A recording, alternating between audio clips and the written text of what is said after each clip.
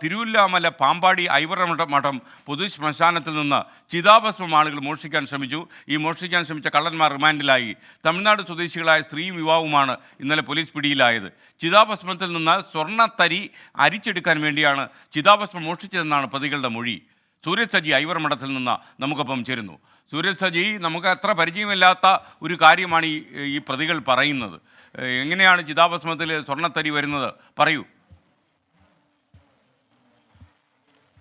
S K, ഇന്നലെ ഈ വാർത്ത അറിഞ്ഞത് മുതൽ തന്നെ നമ്മുടെയും ചോദ്യം അതായിരുന്നു, എങ്ങനെ ഇതിൽ സ്വർണം വരുന്നു എന്നുള്ളതാണ്. അതിന് ഇപ്പോൾ രാവിലെ നമ്മളിവിടെ എത്തി പലരുമായി സംസാരിക്കുമ്പോൾ അതിന് കൃത്യമായ ഒരു ഉത്തരത്തിലേക്ക് എത്തി എന്നുള്ളതാണ് ഏറ്റവും പ്രധാനപ്പെട്ട കാര്യം. അതായത് ഈ മതാചാര പ്രകാരം, അതായത് ഈ ഭർത്താവ് ജീവിച്ചിരിക്കുന്ന ഭാര്യ മരണപ്പെടുകയാണെങ്കിൽ ഈ ഭാര്യയുടെ സ്വർണ്ണാഭരണങ്ങളെല്ലാം തന്നെ ഈ മൃതദേഹത്തോടൊപ്പം ഈ ചിതയിൽ വയ്ക്കുന്നതാണ് രീതി. ഈ തലയുടെ അടിയിൽ വച്ചിട്ട് സ്വർണം വയ്ക്കും, അതിനുശേഷം ചിത കൊളുത്തുന്നതാണ് രീതി. അതോടൊപ്പം തന്നെ ഈ ചിലരുടെ മൂക്കൂത്തി, കമ്മൽ, അങ്ങനെയുള്ള ഈ ആഭരണങ്ങളൊന്നും തന്നെ ഈ മരിച്ചു കഴിഞ്ഞാൽ അത് ഊരിയെടുക്കാറില്ല എന്നുള്ളതാണ് പറയുന്നത്. അത്തരം മൃതദേഹങ്ങൾ സംസ്കരിച്ചത് മാത്രം തെരഞ്ഞു പിടിച്ചുകൊണ്ട്, അതായത് കൃത്യമായ ഒരു വിവരം ഇവർക്ക് ഇവിടെ നിന്ന് ലഭിക്കുന്നുണ്ടെന്നാണ് പോലീസിന്റെ കണ്ടെത്തൽ.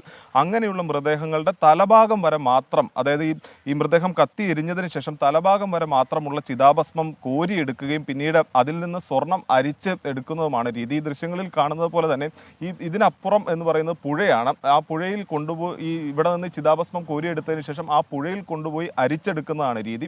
അങ്ങനെ ഇവിടെ നിന്ന് ചാക്കിൽ ചിതാഭസ്മം കോരിയെടുത്ത് പോകുന്നതിനിടയിലാണ് പ്രതികൾ പിടിയിലാകുന്നത്. ഇവർ പറയുന്നത്, പോലീസുമായെല്ലാം നമ്മൾ സംസാരിക്കുമ്പോൾ പറയുന്നത്, ഈ കഴുത്തിന്റെ ഭാഗം വരെ മാത്രമുള്ള ചിതാഭസ്മം കോരിയെടുക്കും. അങ്ങനെ പല പല മൃതദേഹങ്ങളുടെ കോരിയെടുത്തതിന് ശേഷം അത് പുഴയിൽ കൊണ്ടുപോയി അരിക്കുകയാണ്. പക്ഷേ ഈ സ്വർണ്ണാഭരണങ്ങൾ വച്ച മൃതദേഹങ്ങളുടെ ചിതാഭസ്മം മാത്രമാണ് ഇവർ എടുക്കുന്നത് എന്നുള്ളതാണ് പോലീസിന് സംശയമായി പറയുന്നത്. അതായത് ഇവിടെ തന്നെ ജോലി ചെയ്യുന്ന ആരെങ്കിലും ഒരാൾ അല്ലെങ്കിൽ ആരെങ്കിലും ഈ വിവരം ഇവർക്ക് ചോർത്തി നൽകിയിരുന്നു എന്നൊരു സംശയമാണ് പോലീസിനുള്ളത്. അതുകൊണ്ട് തന്നെ ഈ ജീവനക്കാരിലേക്കും അന്വേഷണം വ്യാപിപ്പിക്കാനാണ് നിലവിൽ പോലീസ് തീരുമാനിച്ചിരിക്കുന്നത്.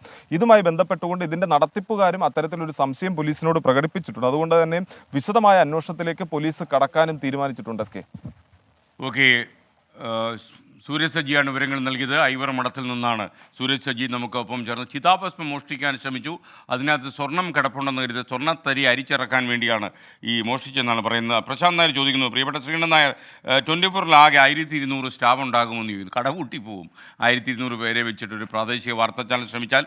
അതേസമയം താങ്കളോട് ഞാനൊരു കാര്യം പറയാം. ഫ്ലവേഴ്സ് നെറ്റ്വർക്കിൽ ഡയറക്റ്റായി 600-ലധികം ജീവനക്കാരുണ്ട്. പ്രത്യക്ഷമായി പരോക്ഷമായി അതിൽ ഇരട്ടി ആളുകൾ ഉണ്ടാകും. അപ്പോൾ ഒരു 2000 പേര്, കലാകാരന്മാരും സർഗധനരായ മറ്റുള്ളവരും കാഷ്വൽ ജീവനക്കാരും എല്ലാം കൂടെ ചേർന്ന് അത്രയും ആൾക്കാർ നമ്മുടെ നെറ്റ്വർക്കിൽ ഉണ്ടാകും. അത് കൂടാതെ ഒരു 3.5 കോടി ആൾക്കാരുണ്ട്, നമ്മുടെ പ്രേക്ഷകരാണ്, അവർ പുറത്ത്. അപ്പോൾ പ്രിയപ്പെട്ട പ്രേക്ഷകർ, നമ്മളെല്ലാം ഒന്നിച്ചു പോകുന്ന ഒരു നെറ്റ്വർക്കാണ് ഫ്ലവേഴ്സിൻ്റെ നെറ്റ്വർക്ക്. നമുക്കൊപ്പം തന്നെ തുടരുക. ഈ ഷാജി പൊയ്കയിൽ പോലുള്ള ആൾക്കാർ പറയുന്നു, ഒരുപാട് പുതിയ പ്രേക്ഷകർ വന്നപ്പോൾ പഴയ പ്രേക്ഷകരെ മറന്നു കളയല്ലേ. പഴയ പ്രേക്ഷകർ നമ്മുടെ വേര്, ആ വേരിൻ്റെ മുകളിലല്ലേ നമ്മളിത് കെട്ടിപ്പോക്കിയിരിക്കുന്നത്. അവരെ വിട്ടൊരു കളിയില്ല.